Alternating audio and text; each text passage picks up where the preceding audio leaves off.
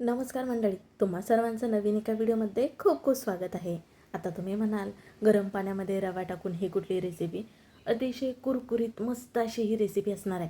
म्हणजे एकदा केलात ना, पुन्हा तुम्हाला कर म्हणल्याशिवाय राहणार नाहीत. इतकी छान कुरकुरीत रेसिपी आहे. चला मग ही नेमकी कुठली रेसिपी आहे? वेळ न करता आजच्या व्हिडिओला सुरुवात करूया. आजची रेसिपी करण्यासाठी इथं मध्यम साईजचा ना एक बटाटा घेतला आहे. बटाटा हा कच्चा घेतला आहे आणि बटाट्याच्या वरची साल काढून घेतली.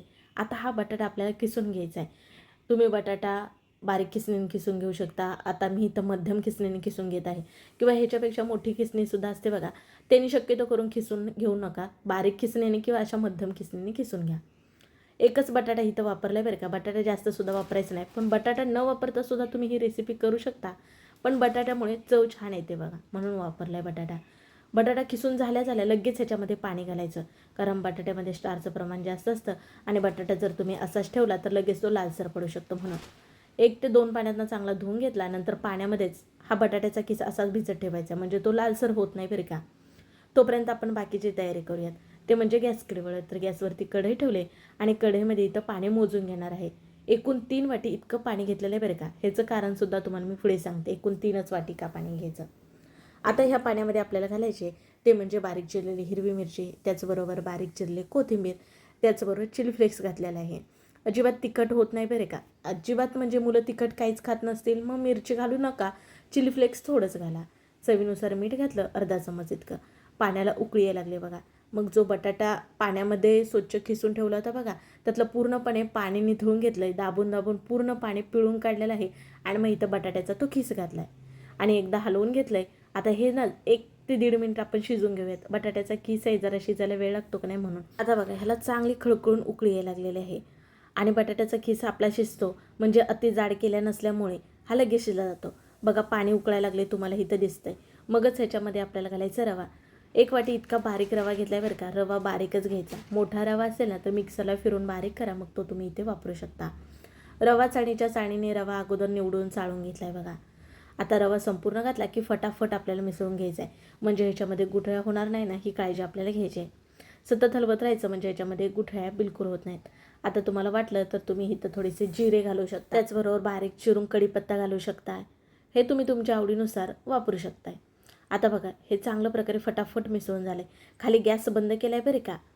ज्यावेळेस आपण रवा वैरून घेतो तेव्हा गॅस हा बंद करायचा. रवा चांगल्या प्रकारे आपल्याला ह्या पाण्यामध्ये शिजून घ्यायचा आहे. रवा शिजण्यासाठी आपण बघा 3 वाटी इतकं पाणी ठेवलं होतं.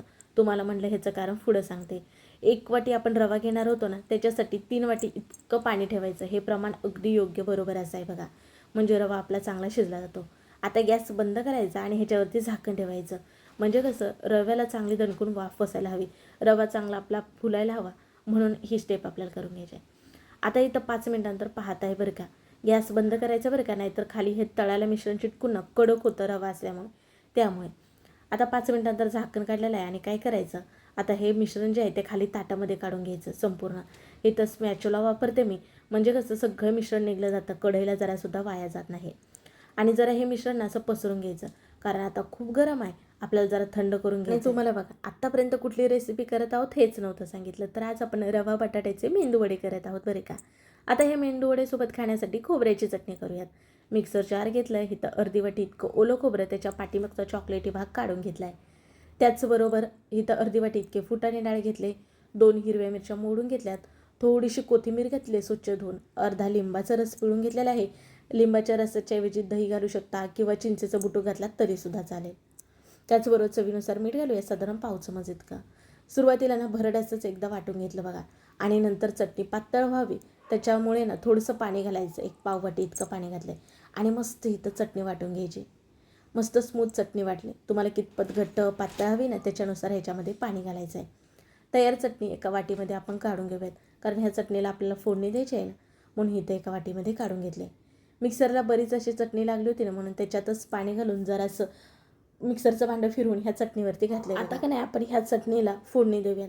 तर इथं फोडणी पत्रामध्ये बघा 1 पळी इतकं तेल गरम करून घेतलं आहे आणि त्याच्यामध्ये मग पाव चमच इतकी मोहरी, त्याचबरोबर पाव चमच इतके जिरे, काही कढीपत्त्याचे पानं घातलेत आणि बारीक चिरलेल्या हिरव्या मिरच्या पण पुढे वापरते. अगदी तुमच्याकडे लाल मिरची असेल तर तीसुद्धा वापरू शकता. ही तर मी हिरवी मिरची कापलेली घातली. फोडणी चांगली तडतडली की ह्या चटणीवरती घालून घ्यायची आणि मिसळून घ्यायचं. बघा आपली मस्त इथं ही खोबऱ्याची चटणी तयार झाली. इडली, डोसा, आप्पे ह्याच्यासोबतही खाऊ शकता. एक नंबर लागते बरे का. कुठलाही नाश्ता असेल, खोबऱ्याची चटणी करायची असेल तर पटकन अशी तुम्ही करू शकता. तयार चटणी बाजूला ठेवूयात. तोपर्यंत बघा आपण हे शिजवून ठेवलं होतं थंड व्हायला. हलकं थोडंसं थंड झालं आहे. आता आपल्याला ना मळून घ्यायचं आहे. जसा कणकेचा गोळा असतो का नाही तसा गोळा करून घ्यायचा आहे. रवा असल्यामुळे हाताला चिटकतं का नाही म्हणून हाताला थोडंसं तेल लावून घ्यायचं आणि मग ह्याचा एक गोळा करून घेऊयात. हलकं जरासं गरम आहे बघा, अगदीच पूर्णपणे थंड झालेलं नाही. आता जर हाताला चटके लागतात, भाजतंय असं वाटलं तर तुम्ही असं आपल्या घरामध्ये पावभाजी मॅशर असतं त्याने असं मॅश करून घेऊ शकता. हे थंडसुद्धा होतं आणि रव्याची एखादी दुसरी गुठळी जर झाली असेल त्यासुद्धा मोडल्या जातात बघा. तर इथं मी जराच मॅश करून घेतलं. त्यामध्ये तर गुठळ्या नव्हत्या झाल्या, पण एक चांगला गोळा होईल ह्याच्यासाठी मी जर असं मॅश करून घेतलं. आता ह्याचा एक आपण गोळा करून घेणार आहोत. आपण ह्याच्यामध्ये बटाट्याचा खीस घातला का नाही त्यामुळे हे मेंदू वडे होणारे चवीला एक नंबर होतात. मुलांना बटाट्याचे पदार्थ फार आवडतात बघा, त्यामुळे ह्याच्यामध्ये बटाट्याचा खीस घालायचा जेणेकरून मस्त खुसखुशीत हे वडे होतात. आता ह्याचा एक चांगला गोळा करून घेतला. गोळा करत असताना हाताला पाणी वगैरे लावून घ्यायचं नाही. चिटकते असं वाटलं तर थोडंसं हाताला तुम्ही तेल लावून घेऊ शकता. आता ह्याचे वडे करून घेऊयात.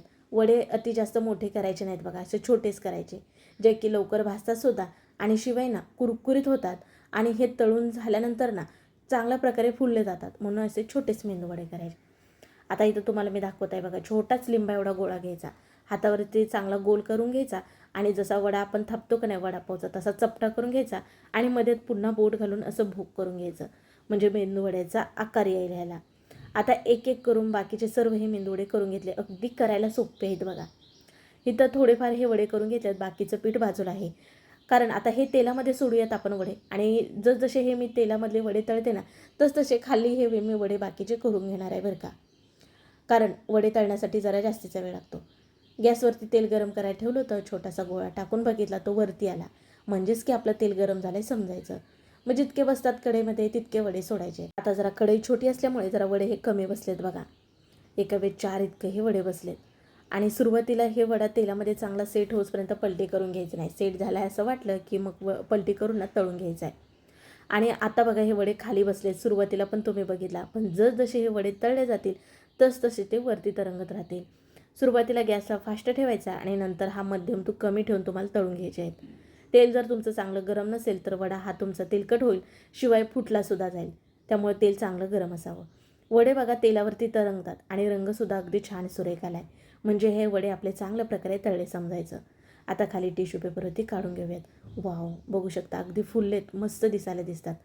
आणि बघा जसे इथं वर तेलामध्ये मी तळून घेत आहे ना वडे, तर तसे खालीसुद्धा बाकीचे मी करून घेत आहे.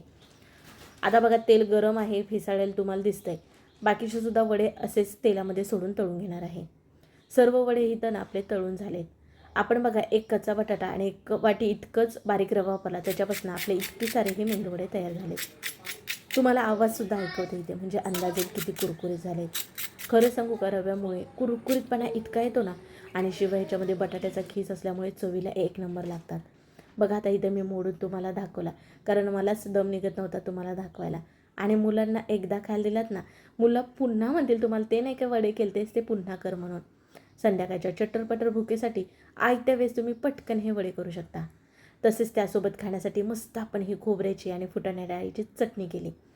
ह्याच्या अगोदर तसे उडदाच्या डाळीचे वडेसुद्धा मी तुम्हाला दाखवले, म्हणजे तेलात तळून दाखवले, शिवाय न तळता वडे कसे करायचे हे सुद्धा दाखवले. पण डाळ भिजत घालून वडे करायचे म्हणले तर डाळ भिजण्यासाठी जवळजवळ 3 ते 4 तास जातात. पण हे आयत्या वेळेस अर्धा तासामध्ये तुमचे सर्व वडे खाण्यासाठी तयार होतात. आता हे पटकन केलेले रव्याचे मेंदू वडे तुम्हाला कसे वाटले नक्की कमेंटमध्ये सांगा. व्हिडिओ जरा सुद्धा आवडल्यास पटकन एक लाईक करा. व्हिडिओ शेअर करायला विसरू नका तुमच्या मित्र मैत्रिणी परिवारामध्ये. आणि असेच नवनवीन व्हिडिओ पाहण्यासाठी आवर्जून चॅनलला सबस्क्राईब करा.